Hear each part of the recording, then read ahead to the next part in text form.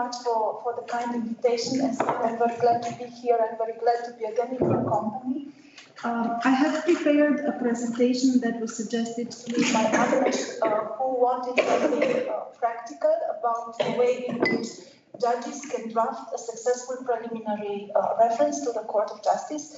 And I thought that maybe it would be nice to have a very short overview of the key issues in understanding the preliminary reference procedure, and then some practical advice and practical examples. We will see if we have enough time for the practical examples. Do I have 25, 30 minutes maybe? Okay, just to check the time a little bit. I have also incorporated some references to the case law of the court. You will see them in yellow, but also the last slide contains a lot of references to background documents that maybe are interesting and that you can use later on. So Article 267, the FEU, I will not insist on it because probably it has been read and discussed yesterday as well. Just maybe to mention that it has proven to be a key article and a key procedure in the cooperation between national courts and the Court of Justice. It's the same as Article 234 in TEC 177 TCEE, which means that basically the dispositions, the provisions were kept, and the instrument has been used in a very creative way all through the evolution of the communities to the European Union. Now, I have prepared some key issues and I have classified them also by topics. First of all, the legal nature of the preliminary reference. I do not want to be very didactic or academic about this, but just to insist on the fact that basically we have a cooperation mechanism. It is not a contentious procedure before the court. It's just a means of consultation, cooperation between the national judge and the Court of Justice. And it also is a constitutional link between the national legal orders and the legal order of the EU. Of course, we can no longer imagine the national legal systems as pyramids being cut from the legal order of the European Union, but rather we should understand the legal order of the EU as a network, which explains why national courts are actively involved in creating EU law when putting it into practice as well. Usually, at this point, when we are discussing about the legal nature of the preliminary reference, we used to insist on the fact that a national court can bring a matter before the Court of Justice only if there is a need for the national court to receive the help of the Court of Justice. If, of course, there is a case pending before it, and if the answer provided by the Court of Justice is necessary in the adjudication. Of course, this has remained valid through the years, and as Aida mentioned, this is a very important element that needs to be checked, and the condition of admissibility. But in the recent years, something else has proven to be as important as this first remark.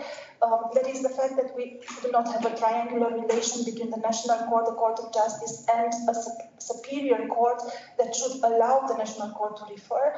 This is the IS case in Hungary, the RS case in Romania, where either Curia or the Constitutional Court were intervening and were very much present in the picture of the preliminary reference. So again, it is a mechanism of cooperation between national courts and the Court of Justice of the European Union.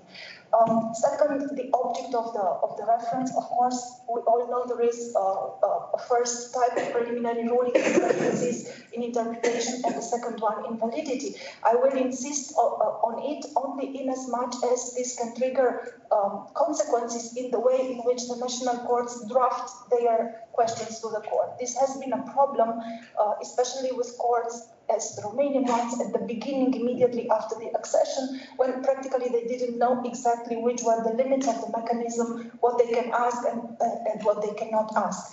Of course, the Court of Justice cannot give preliminary rulings on the validity of primary sources, this is clear, or on the validity of its own judgments. But besides that, it is very important that the court has no jurisdiction in appreciating the validity and interpretation of national law. And in very many cases, the national courts referred to the Court of Justice seeking for interpretation of the national law, which was an issue, a problem before the Court of Justice. and also it does not have jurisdiction, it lacks jurisdiction in deciding upon the compatibility of national law with the EU. But it is true that in practice, the Court of Justice has somehow pushed the limits of Article 267 in this last respect, in the respect of assessing, at least indirectly, the compatibility between the national law and the EU law, because it gave preliminary rulings on interpretation of national law dealing with purely internal situation when those specific provisions basically reproduced or made reference to the correlative provisions of EU law for the sake of consistent interpretation and for the sake of systematical understanding of the EU law. Otherwise, I have just mentioned this case here where the court basically states that it cannot give a ruling either on questions which fall within the national law of the member states or on the compatibility of national provisions with community law. It can, however, and this is very important for the way in which the national courts understand how to draft the questions to the Court of Justice, it can supply a ruling of interpretation of community law so as to enable the national court to decide the case before it. A very misconceived idea, an incorrect idea, and the topic that has been dealt with, at least in Romania, is the fact that once, at the beginning, it was understood that once the national judge refers, the national court refers to the Court of Justice, the case escapes the competence of the national judge, because the Court of Justice issues a judgment which practically solves the case, which of course is not correct, but this is very obvious in the way in which the national judges at the beginning drafted their requests in an attempt for the Court of Justice to take the lead, and especially in sensitive issues to then establish how the case at the national level should be adjudicated. Is the preliminary reference mandatory or discretionary? Here, of course, we have a difference between, first of all, references in interpretation and references in validity. It has been established that in case of a doubt about the validity of a secondary legislation instrument, the national courts should refer. They are under the obligation to refer, irrespective of the degree in the national hierarchy that they are placed in. And also that they should do this out of their own motion. Whereas if we discuss about the interpretation, of course, we have the difference between the lower courts and the courts that adjudicate in the last instance as last instance courts. Here, the problem that at least in Romania we have had, I would have noticed, is that the low courts did not understand that they can refer. Very frequently, if you're a lawyer and you try to determine the judge, at least at the beginning of the Romanian experience, to refer the question to the court, the judge would say, I'm not on the top of the hierarchy, I'm not sure whether I can or not. Obviously, all national judges can do that, may do that, but then there is a case of what we call forced cooperation, symbolically, if the courts are placed at the top of the judicial hierarchy, with, of course, the chill fit exemption situations being put by the Court of Justice into place. Admissibility, as Aida mentioned, the Court of Justice rarely refused to give a preliminary ruling, and especially in the case of countries that are newly acceded within the European Union, the Court has shown all the trust and all an open ear and an open mind to receive the questions of the national judges. As the court is somehow the master of the way in which he responds to these questions, very frequently you can have answers made by the court, provided by the Court of Justice, that would connect several questions of the national courts, that would redraft the way in which the case and the provisions are interpreted by the Court of Justice, so as for the national judge and the national court also understand how, in fact, to draft a question. There are situations, of course, in which the referrals have been declared not to be admissible, and the first one that I would like to insist upon, when the question has no relevance for the main dispute, or when the referral is not necessary for the national court to then adjudicate further on the case. Also, what might be important, given the topic practical topic of today, is that the national court should provide enough information, enough context, enough information about the legal context as well at the national level for the Court of Justice to be able to provide an answer, because preliminary references depend on their effects. It is not a means of theoretical interpretation by the Court of Justice of certain provisions of EU law, but it is especially this a means of cooperation, a kind of assistance tool that is provided by the Court of Justice to the national courts. Court or tribunal autonomous concept, as Aida has mentioned. I have also listed the criteria. You should probably know, I think this might be important as well, that the court does not check all of them every time. It's not a systematical check of all the criteria. As Aida has mentioned, in case of doubt, this is at least the way in which the court proceeds so far, the criteria that might seem to be problematic are checked, and this is in interplay with the Court of Human Rights as well. Interplay between the Convention and the Charter, between the system of the Court of Human Rights and the system of the Court of Justice. This is an issue that has been developed recently in a very positive way, I would say. There is much more interplay than it used to be. This answers maybe a question of the kind, is the preliminary ruling a procedural right for the parties before the national court? This is very important. I'm a lawyer. Very frequently, the persons involved in litigation at the national level would require the lawyer to get to the Court of Justice, which, as we know, is not possible. We do not have direct access to the Court of Justice against a state because the national legislation is not in line with the EU law. But do private individuals at the national level the right to see their case referred to the Court of Justice? And obviously the answer is no. There is no such right, no such procedural right. However, there might be the fact that the national court does not refer systematically, the national courts do not refer systematically, might be an infringement of EU law, and we have a case in which the court has established this.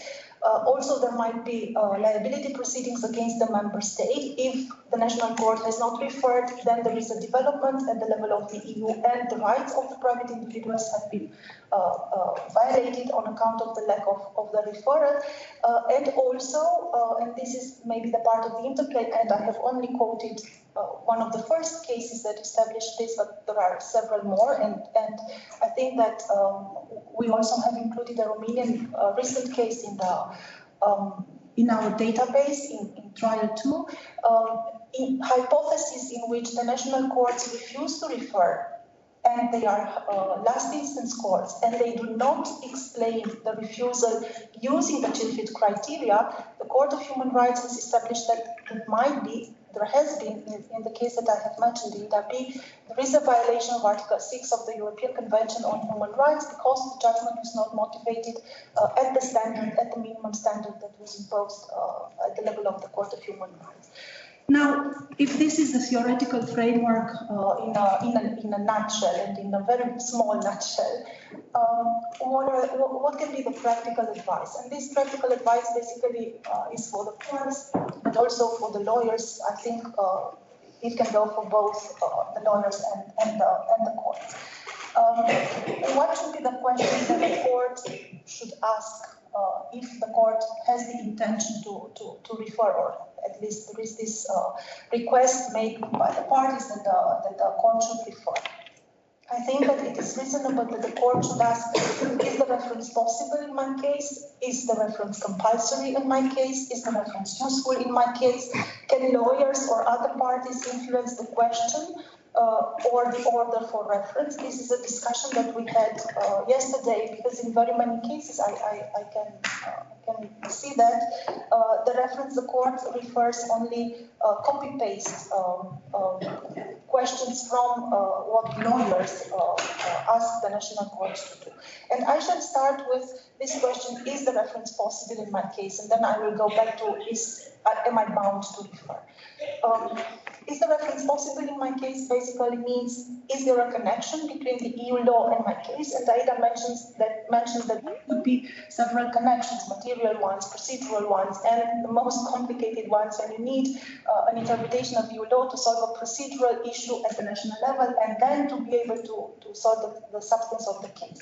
So is there a connection between the EU law and my case? And if there is such a connection, is the application of the EU law clear? Is the answer provided by the court in interpretation necessary for me? Do I need the answer? Because seeing this situation of preliminary references from the point of view of the lawyer, there are always two parties before the national judge, and there might be that the interest of one of the parties should not be in line with the fact that if the judge makes a preliminary reference, there is a time span where the case is suspended before the national judge. So from the point of view of the parties of the case, one might be interested in a reference, the other one might be not. So is there really a need to refer? Can the judge, who is the ordinary judge of EU law, can the ordinary judge of EU law solve the case by himself or by herself? This is something that the court should take into account. Is the reference useful? What can this mean? The reference will allow me to solve the case at the national level. The reference will allow the Court of Justice to rule on points of EU law. This should never be a theoretical goal, something that is purely hypothetical. There should still be a link with the case that is to be solved by the national court. But this is an additional support for the national court and a help to clear a situation at the general level, at the level of the EU. Or the reference fulfills strategic purposes, and I think that you will be listening to Romanica Iordache, who is a Romanian human rights activist, and she will demonstrate how references that were requested by parties at the national level practically fulfill the strategical purpose. Now, I have prepared some very small examples. I don't know if you would like to have a discussion about them. Is the reference possible in this case? And I have picked a case of a policeman in a member state who gets fired for having disclosed classified information. He pretends to have exercised his freedom of speech protected by the Charter, Article 11, and he thinks that Article 11 of the Charter has been breached. He asked the court to make a reference to find out the exact interpretation of Article 11 in these situations where classified information is involved. So, would this reference be possible? What do you think?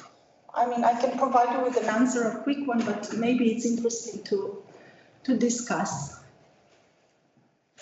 Is it possible? Well, if you think the EU law professors should not ask the question. If the online participants would like to answer this question, please indicate it by raised hands. Or if you had a further question to the original question. So should it be possible to refer in this case? I mean, the question should be interesting. What's the interpretation of Article 11 if we are dealing with classified information? Might be an interesting question, but is it possible to refer? But this is classified information. Is it based on EU law? Do we have? No, exactly. This is the point. Is this case an EU law case? If it is not an EU law case, then of course the answer would be the referral would be declared inadmissible. Okay, then is the reference useful for my case? This is another side of the question. And here we have Mrs. S, who brings an action against her employer. The employer is a private entity. The action is brought before the court of a member state, and the lady requests the court to apply a provision of an EU directive on working conditions, as she considers that the provisions of the national law are contrary to the directive. The court decides to refer to clarify the meaning of the said provision. Is the court correct? Is the reference useful? Is the court correct? Well, it depends whether there had already been a CGU interpretation on this question. If not, it might be useful. So in your opinion, if the CGU has not responded to this yet, it might be useful for the national court to find the answer. Yes, but it's always a good question, actually, whether it's a good idea to ask the court to refer the question to the CGU, because the national court could conclude the same outcome, which you cannot predict at the time when you are suggesting the court to refer the question to the court. So it will be a follow-up question from me later on to the judges. Yeah. Also, what might be important here, I don't know if this changes the outcome or not, is that here we have a directive and we have two private individuals, one of them invoking the directive in a court, of national court, against another private individual. Normally, this would be a case in which the direct effect of the directives would not be possible. But again, there must be an interesting point if you want to move a little bit further, because you know that national courts can they are bound to still give efficiency to EU law, trying in as much as possible to interpret the national law in accordance with the EU law. So this lady might not invoke directly the directive, but the court should still or might still be interested in applying the national law interpreted in conformity with the directive. So in this case, again, this is a discussion. In this case, the national court might still be interested to refer to see what is the interpretation of the said provision of the directive, if the intention is to later on apply the national law in accordance with the directive. Otherwise, the court might say, in any case, the directive cannot be interpreted directly, I cannot apply it directly, therefore I will not refer. So it might stop there as well. I think there are several. What do you think? I don't know if somebody else has another way of looking at the case. Is it useful for the case?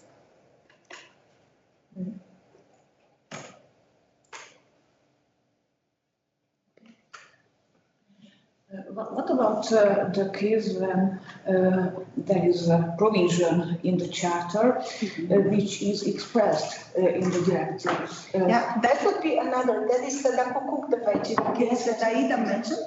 In that case, I mean, if we follow the court's reasoning, it is not the directive that triggers the direct effect, but the principle of the treaty that can, of course, be claimed horizontally as well. Yeah.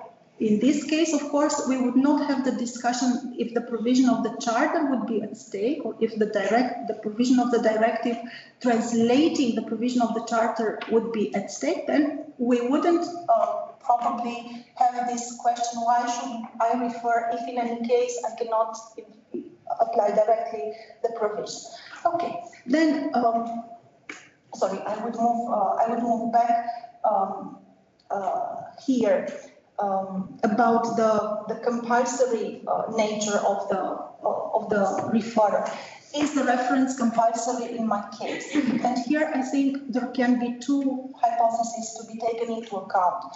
Am I in a situation of forced cooperation? Am I a court who adjudicates as a last instance court? Because obviously if I do not refer and if I apply the national law wrongly disapplying the EU law, nobody can later on check on this judgment. So this judgment, that is an incorrect one, may trigger effects on the parties that I have in front of me. If I'm in a case of forced cooperation, so if in theory I should refer, am I in a chilled hypothesis? And this is what you have just mentioned.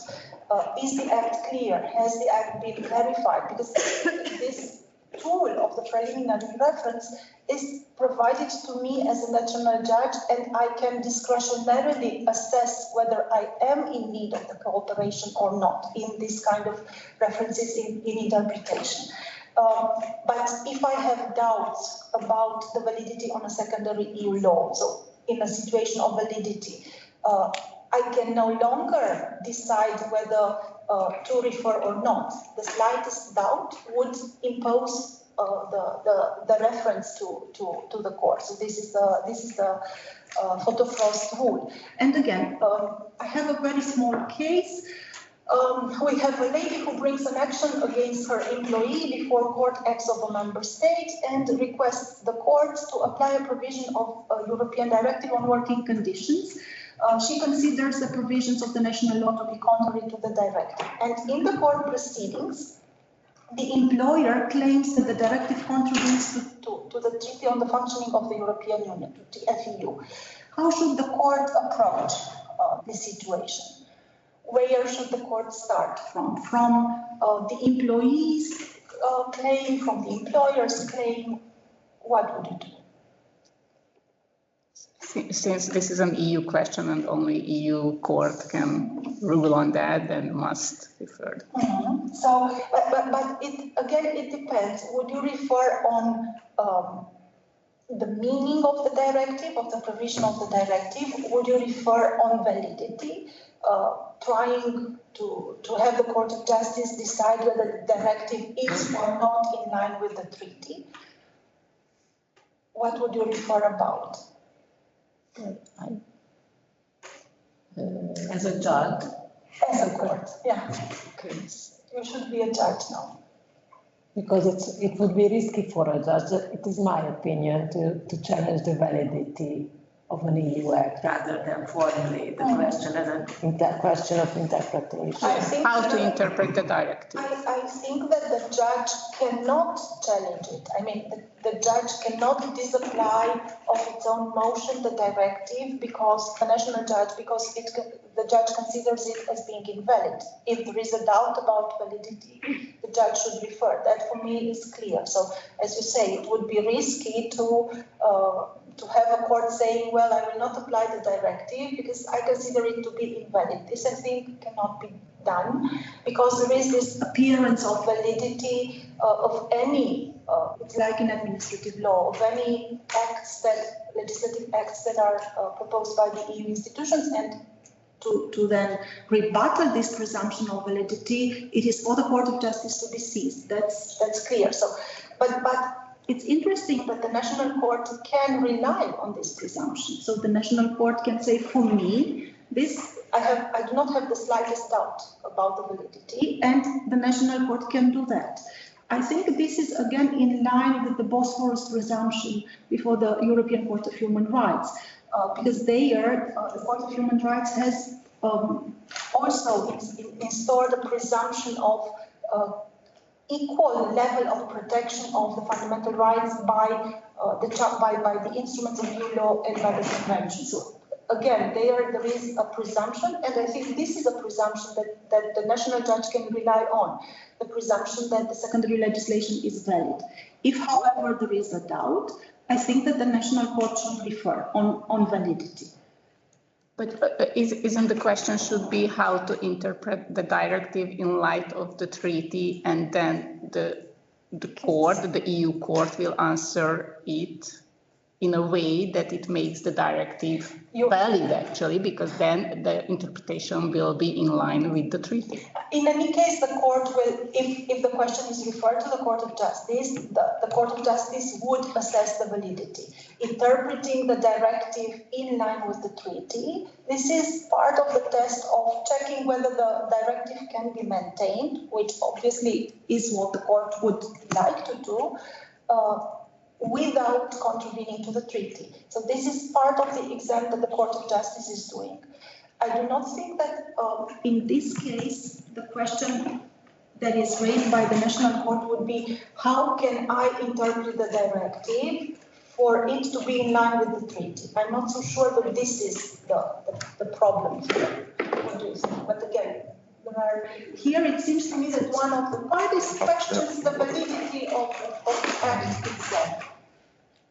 Do you think that it is raised as an interpretation question, but the European Court of Justice can translate it as a validity question? I would raise a validity question about the directive, and the Court of Justice would decide whether the directive is valid or not. And then once I have the answer, I will move forward and see, because apparently here it is not that the directive is not clear. It's a very small case in which we cannot understand much here.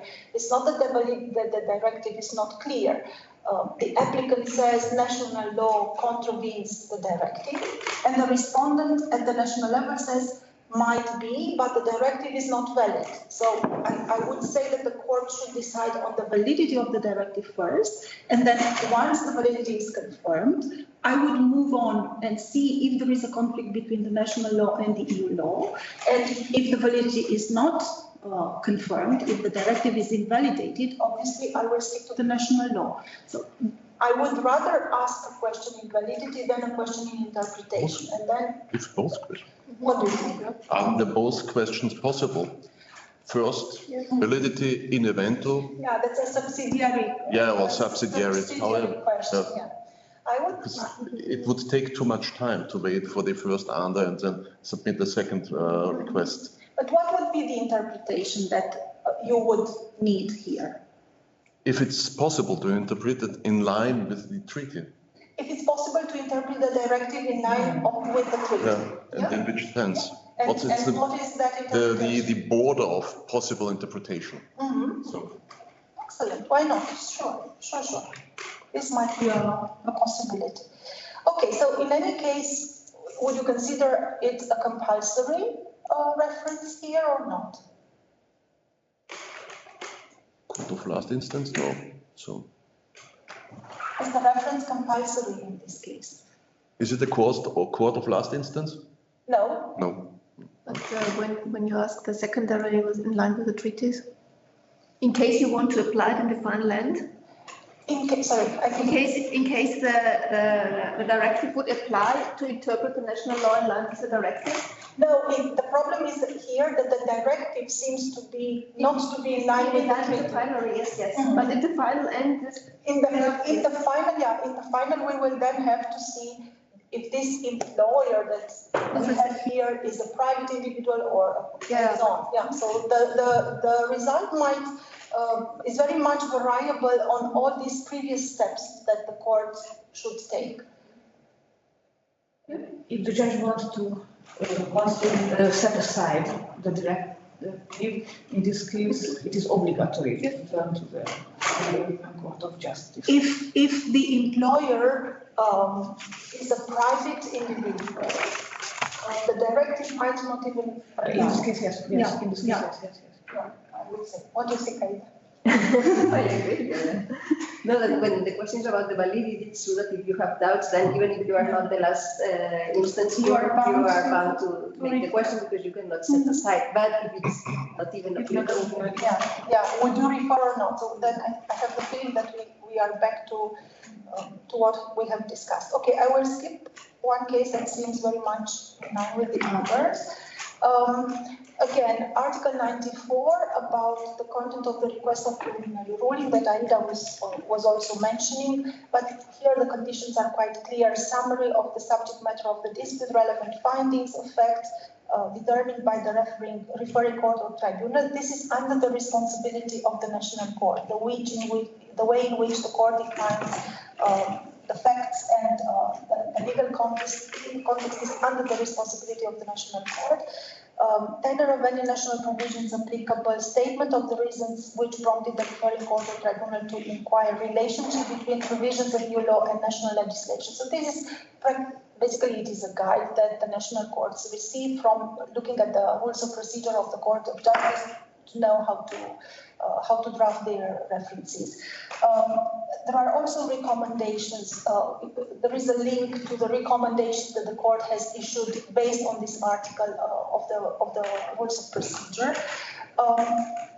Draft the questions and frame the reference, make sure the grounds are accurate, make sure the context is accurately explained and the need of the referrer is convincingly explained. I think that these are the four most important topics and where things can go wrong for the national court if they don't take it into account. Maybe two more things about time. When should the national court refer? So let's suppose that the court thinks it should refer. When is the best time? Obviously, there is no better time than other, but the court, in the recommendations, the court says it is necessary that the decision to make a reference be taken when the national proceedings have reached a stage of maturation, if you want, for the court to be able to define in enough details the facts and the legal issues. So not too soon, not too late. It should be somewhere in the middle of the procedure. And also about the form, because as you know, the reference is an incident within a national procedure. So basically the national judge can use any form that we have the procedural autonomy as well. Basically any form that is a regular form of procedure within the national law. However, and here I quote from the recommendations of the court, the request serves as basis of the proceedings not only before the court, but also it will be sent to all interested parties, to other member states. It will be translated. So the court basically says in 10 pages, it should be pretty much space. 10 pages should be enough to draft the procedure. And maybe the last questions, because again, yesterday we had this conversation about how judges and lawyers approach the thing. So something that I would train to lawyers in general, but I think the opposite perspective is also relevant.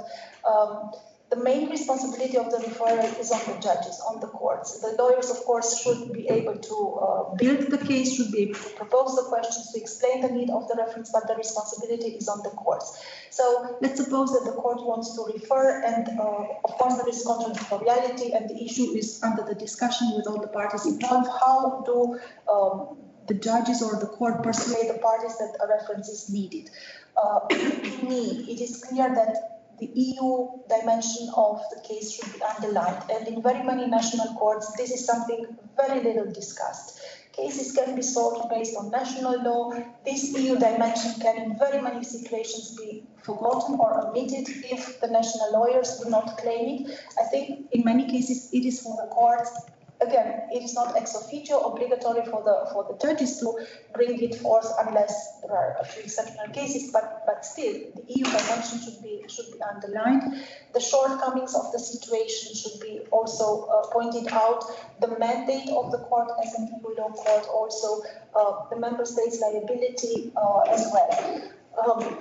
Also, in the decision not to refer, what should be mentioned? First of all, if it's a last instance for the chief criteria, but also that EU law is not applicable, is not relevant, that the law is clear, that the interpretation will not impact on the case that the national judge has to solve. I think that these are the reasons that might be reasonably put forward by the national judges. And since there is a longer case that I have prepared, and obviously we do not have time to discuss about it, I will simply refer to you to the FRA site, European Union Fundamental Rights Agency. Not only they have, and I have also mentioned this as resources, not only they have the Charterpedia and the checklist to know whether it is a case where the charter should apply or not, but also there is this case studies that FRA proposes, and this is the facts here are taken from one of the case studies. And if you go there and look a little bit through the case studies, they would also put forward the reasons why a referral in one case or the other should be necessary or should not be made, and the way in which the questions should be drafted. So I think as a practical instrument, this might give you a few ideas. If not, we can discuss it maybe once the other discussions are over, a little bit about this case and how you would approach it, what question you would address to the court. It is a case about fundamental rights, Article 7 and 47 of the Charter. Thank you very much. I'm sorry for having. It was very interesting. Thank you very much. Thank you very much for